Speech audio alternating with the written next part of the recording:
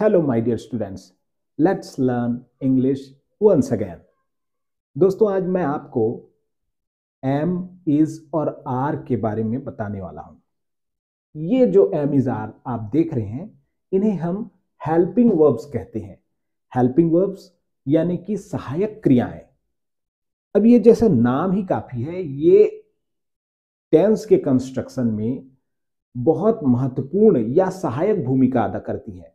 अब इन M, is, are का हम प्रयोग प्रेजेंट कंटिन्यूअस टेंस में करते हैं दोस्तों। Present continuous. अब इस टेंस के माध्यम से हम किसी एक्शन के कंटिन्यूटी या निरंतरता का बोध कराते हैं। चलिए इन एग्जाम्पल्स से हम देखते हैं। कुछ एग्जाम्पल्स आपको प्रेजेंट कंटिन्यूअस टेंस के मिलेंगे। एक्टिव, पैसिव, ये दोनों में आपको इसके एग्जाम्पल मिलेंगे। चलिए समझते हैं एम, इज, आर का प्रयोग। ये जो एग्जाम्पल है दोस्तों, आपको इनके प्रयोग तो सिखाएंगे ही, और साथ ही साथ कॉम्पिटिटिव एग्जामिनेशंस या प्रतियोगी परीक्षाओं में भी बहुत पिवोटल रोल अदा करेंगे। क्योंकि कॉम्पिटिटिव एग्जामिनेशंस में कभी कभी इस प्रकार के उलझाने वाले क्वेश्चन पूछे रहते हैं। समझ ही नहीं आता कि कहां पर इज लगाएं, कहां पर आर लगाएं। ये बड़ा कंफ्यूजिंग हो जाता है। तो ध्यान से देखेंगे, सारे विद्यार्थियों को इससे लाभ होगा। वे विद्यार्थी जो स्कूल में पढ़ रहे हैं, या वे जो स्कूल छोड़ चुके हैं और कॉलेज पढ़ रहे हैं, या कॉलेज भी पास आउट हो चुके हैं, सारे विद्यार्थियों के को ध्यान में रख करके इस वीडियो को मैं बना रहा हूं। चलिए पहला उदाहरण देखते हैं दोस्तों। Children are burning Holika. बच्चे होलिका जला रहे हैं। चिल्ड्रन के साथ आर का प्रयोग हुआ है। ये सहायक क्रिया का प्रयोग हुआ है। काहे प्रयोग हुआ है ये भी समझ लेते हैं। ये जो चिल्ड्रन है वो बहुवचन है अपने आप में। किस चीज का बहुवचन है? देखिए, चाइल्ड। चाइल्ड यानी होता है एक बच्चा, और चिल्ड्रन मतलब एक से अधिक बच्चे। तो चिल्ड्रन बहुवचन, और बहुवचन के साथ आर का प्रयोग होता है। ये दिमाग में नोट कर ले। उसके बाद देखिए, she is tearing the love letter. वह लव लेटर या प्रेम पत्र फाड़ रही है। फाड़ रही है। तो यहां शी के साथ इज का प्रयोग होगा।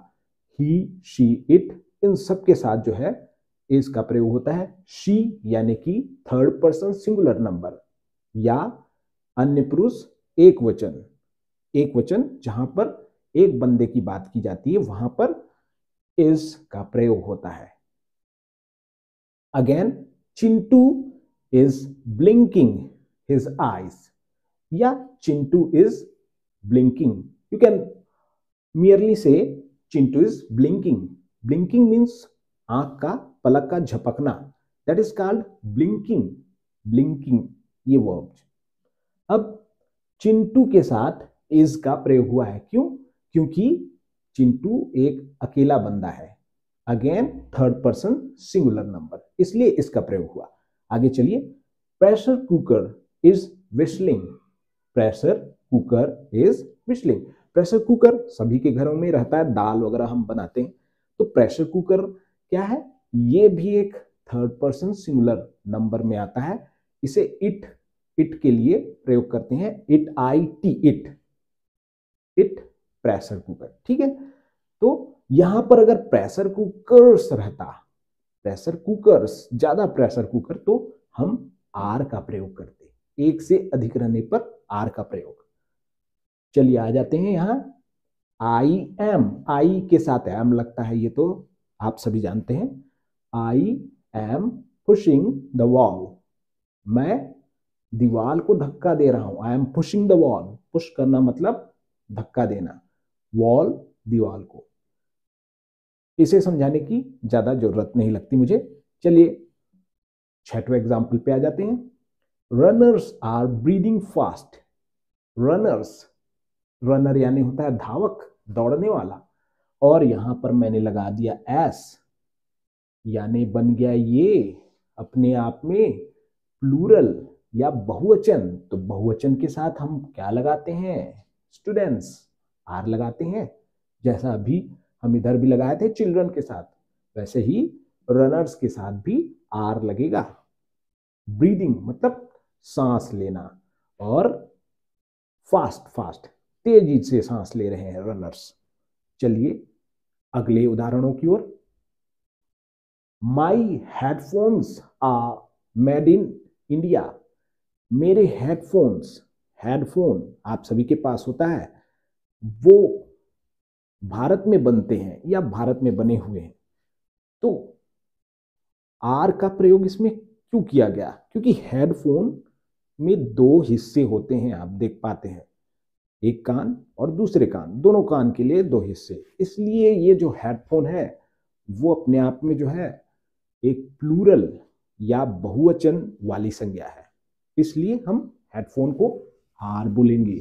भले ही आपके मोबाइल में एक ही हेडफोन ऐसा अटैच करके आपने रखा हो, लेकिन उसके हिस्से तो दो होते हैं। चलिए आगे। Bread and butter.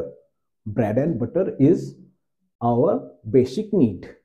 अब बोलेंगे आप कि ये ब्रेड एंड बटर तो दो है, लेकिन ब्रेड एंड बटर को हम एक मान के चलते हैं, सिंगुलर मान के चलते हैं, या इसे हम अनकाउंटेबल या अगणनीय चीज भी मान के चलते हैं। इसे हम जैसे जिस प्रकार से रोजी रोटी बोली जाती है, उसी प्रकार से इसको मानते हैं। रोजी रोटी या किसी व्यक्ति का जो है मुख्य पेशा या उसका आजीविका का मुख्य साधन, उसे ब्रेड एंड बटर कहा जाता है। तो ब्रेड एंड बटर के साथ ऑलवेज इज का प्रयोग होगा। अगला उदाहरण है sheep are buying in my backyard. भेड़ के साथ हमेशा आर का प्रयोग होगा। भेड़ को प्लूरल माना जाता है दोस्तों। Take this example, dice are thrown in ludo. Dice का अर्थ होता है पासा, वही पासा जिसमें एक से लेकर के 6 अंक अलग अलग बने होते हैं, अलग अलग साइड्स में उसके। तो लूडो में हम डाइस फेंकते हैं, तो डाइस के लिए आर का प्रयोग हुआ है। डाइस असल में डाई का DIE, डाई का अर्थ होता है एक पासा, और डाइस का अर्थ होता है एक से अधिक पासे। और लूडो में जनरली 2 पासों का प्रयोग होता है। 11. These data are going to help in cancer research. Again, ये जो डेटा होता है, कंप्यूटर के लैंग्वेज में हम डेटा को पढ़ते हैं, डेटा से मिलकर के जो है इंफॉर्मेशन बनाया जाता है दोस्तों। तो ये जो डेटा होते हैं उनको हम प्लूरल मानते हैं टेक्निकल लैंग्वेज में, तो डेटा के साथ आर का प्रयोग करना होता है। Now the last example, Modi's politics are different from those of his rivals. Modi की जो पॉलिटिक्स है वो उनके विरोधियों से अलग है। तो ये देखिए, ये जो पॉलिटिक्स है या राजनीति है, उसके लिए आर का प्रयोग हुआ है। पॉलिटिक्स या राजनीति जो है, it is considered a plural when we talk about a person's belief, ideology, outlook, that is called politics of that person. तो जब किसी व्यक्ति के आइडियोलॉजी के बारे में, उसके विचारों के बारे में, उसके विश्वासों के बारे में बात किया जाता है, तो उसको उसकी पॉलिटिक्स मानते हैं, उसकी राजनीति मानते हैं। और ऐसे राजनीति के लिए हम प्लूरल का प्रयोग करते हैं, यानी कि आर का प्रयोग करते हैं। तो so these were some examples with which I tried to make you understand about the uses of am, is, are helping verbs. So these examples will provide you with some nuances of this language definitely, and they will help you not only in your spoken language but also in your competitive examinations as well. Thanks for watching. Jai Hind, Jai Bharat.